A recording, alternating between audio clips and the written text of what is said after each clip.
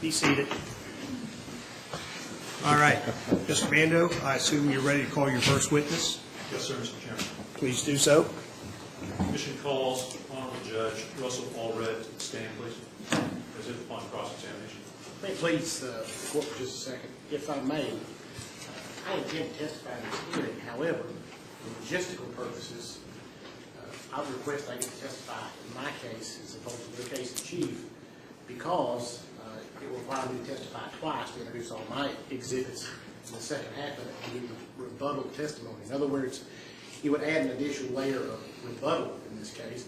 It would in no way prejudice their case, and it would be more efficient on time in regard to this matter. I would simply request that I get to testify in my case, and I announce now that I will. I don't think it's my duty to make their case for them, and logistically it will create me testifying twice, reintroducing exhibits, and extend the hearing unnecessarily.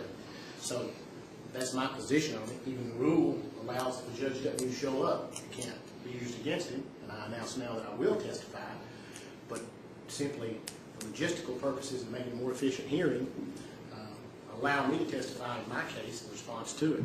That would be my request. Mr. Mando. Judge, Mr. Chairman, we believe we have the right to call Judge Allred as a witness during our case in chief in order to prove the charges that are before the commission. There's no rule that prohibits me from doing that. In fact, the rules would allow me to call him to testify at this particular time. He is certainly free during his case in chief to present his defense. I would never thwart him or deny him that right. But we equally have the right to have him testify at this point in time and proceed. I believe in the past the commission's been able to call the judge. That's always been the way it works. So I think Mr. Mando gets put on his case the way he wishes, Judge. So we're going to call you to the stand. Yes. Do you mind if I bring a file with me? Is that okay too? Not a problem from my standpoint.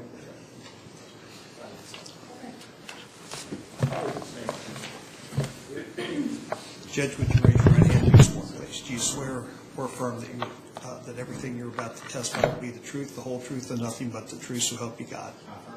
Thank you, Judge.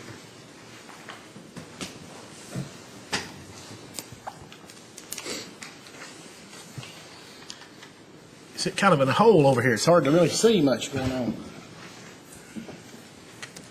All right. Mr. Mando. Thank you. Judge, could you state your full name for the record, please? Russell D. Allred. Russell Darren Allred. Same as my son's name. And you are the circuit judge for Harlan County, Kentucky, is that correct? Duly elected in 2006 election, sworn in January 1st, 2007. And your term expires when, sir? 8 years from 2007, January the 1st, 2015. As the Harlan Circuit Judge, did you have the occasion to participate here and handle a case involving two physicians who were charged with drug trafficking in Harlan County, namely Doctors Veal Vaharaja, my best attempt at pronunciation. You did better than I did. And Dr. Lalani. You did better than I did. Yes, I did. And as I understand it, those are case numbers filed in the Harlan Circuit Court 08-CR-481-1 and 08-CR-481-2. You recall those being case numbers? I don't recall the case numbers, but I do recall the two physicians being in front of me on an indictment.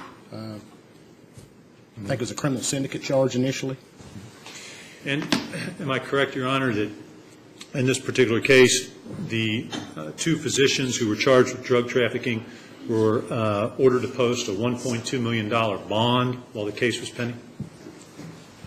I think initially it was even more than $1.2 million. I think I actually lowered the amount of the bond at a subsequent bond hearing, if I'm not mistaken. So I think $1.2 million was the ultimate bond combined between the two physicians. Initially, it was more before the bond hearing. But as we head into January of 2010, it's your understanding, and I think the file would reflect that the bond at that point was $1.2 million for the two physicians?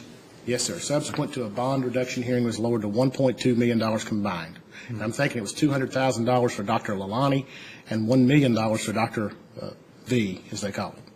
Dr. V, I like that. We'll just use that from here on out. It's easy. That's the best thing I could do when I was in that case. At some point, Your Honor, did you become aware of discussions over a plea being discussed between the doctors, lawyers, and the Commonwealth attorney in those cases? I became aware, yes. Right. Did you have a discussion with the Commonwealth Attorney about the terms of that plea outside of the courtroom? I had several discussions with the Commonwealth Attorney about that plea outside of the courtroom, yes. Right. And in Harlan County, would it be custom for you to be kept abreast of the plea negotiations before a plea was actually entered in open court? If I may, initially when I was a judge on the bench, came in, I would always handle everything out on the record, and I would say, no, I won't accept the plea. And yes, I will accept the plea when it was put on the record. At the request of the Commonwealth Attorney Henry S. Johnson, who would get upset if you refused one of his pleas on the record, because he was concerned that our court hearings were on television, and it made him look bad in the community. He asked if he could get permission from defense counsel to meet with me in chambers concerning potential plea agreements. As a courtesy, I did that. Did you have a discussion with Commonwealth Attorney Johnson in this particular case involving Dr. V and Dr. Lalani, in which the bond money and its forfeiture were discussed? The Commonwealth Attorney, to answer And your Judge, question. I apologize. Yes. I certainly want you to explain, Yes, sir. but if you could answer my question yes or no first before you explain, I'd really appreciate it. I don't understand your question. Could you be clear what you're asking? Are you asking that I had a specific conversation where I was telling them what to do with the bond, or they came to me with a potential plea offer? I'm just asking you if you had a discussion with Commonwealth Attorney Johnson before the plea was entered, in which the subject of the forfeiture of the $1.2 million was discussed. The Commonwealth Attorney came to my office with a potential plea agreement, yes. And did you at any point in time state your position that you wanted that entire $1.2 million forfeited? I never made that statement that I'm aware of, ever.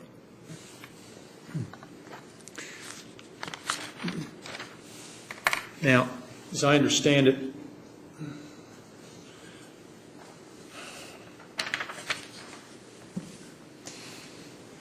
If I may, about that, to clarify something, the Commonwealth Attorney actually came to my office several times in regard to those plea negotiations. He said he had the permission of the attorneys on the other side, and if you'll note from the record, the attorneys for the other side were all out of town, counsel. One of them was from Nashville, Tennessee. One of them was from, I believe, maybe Webster County in western Kentucky. They had Lowell Lundy as local counsel, but he's from down here in London, and as you can see, London's not local to Harlan. So the Commonwealth Attorney came to my office a couple of times concerning plea agreements, saying that he had been given permission by opposing counsel to discuss matters with me. And I confirmed that, I think, on an occasion or two, and then I went from there when I did have conversations with him about it. now, at some point, do you recall in this particular cases involving Dr. V and Dr. Lalani, that defense counsel filed a motion to reduce the asset forfeiture? I recall when the motion was filed, yes. I approach the witness with exhibits, Mr. Chairman. Yes. Let me show you, Judge, we marked Exhibit 1. We've got the certification page, but I Okay. think there's a dispute as to the records on this. What I've handed you is Exhibit number 1. It's a motion to reduce asset forfeiture. It's filed in the case against the doctor specifically. I think that one was for Dr. Lalani, correct? Yes. All right. And in that particular motion, it sets forth that the defendants are seeking to reduce the bond forfeiture to $500,000, with the remaining $500,000 to be donated to the Harlan County Fiscal Court to alleviate drug abuse in Harlan County, with the use of those funds to be subject to the approval of the judge of the Harlan Circuit Court, correct? That's what Correct. that motion provides? Correct, yes. And that motion was filed in the Harlan Circuit Court and came on for hearing on January the 11th, correct? The motion was filed the same day it was brought in front of me, January the 11th, according to the clerk's certification. And did you read that motion before the hearing was conducted? I did read the motion, yes. And was there any response filed by the Commonwealth Attorney to that motion? The Commonwealth Attorney, as I recall, had said he had no objection. Then, on January the 11th, do you recall the hearing in which the terms of that agreement and the terms of that motion were discussed before you? I recall them reading the order and discussing the motion, yes. And what we'd like to do now, Mr. Chairman, is show the judge a DVD of that particular hearing that day. All right. And we'll mark that as Defendant's Exhibit, the DVD will be marked as Defendant's Exhibit number 2. And with the able assistance of Mr. Kelly, hopefully we're set and ready to go.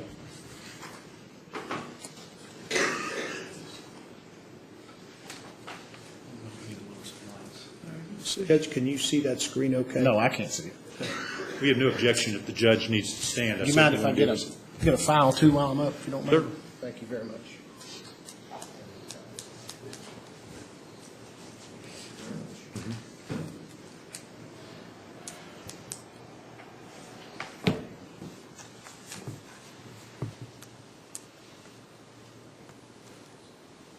I wonder if all judges are like me, they hate to see their stuff on film. Provides how much hair you lost. Can, Mr. Bailiff, is there any way we can dim the lights somewhat? I don't, I'm sure there is. There we go. Thank you. Maybe not that much.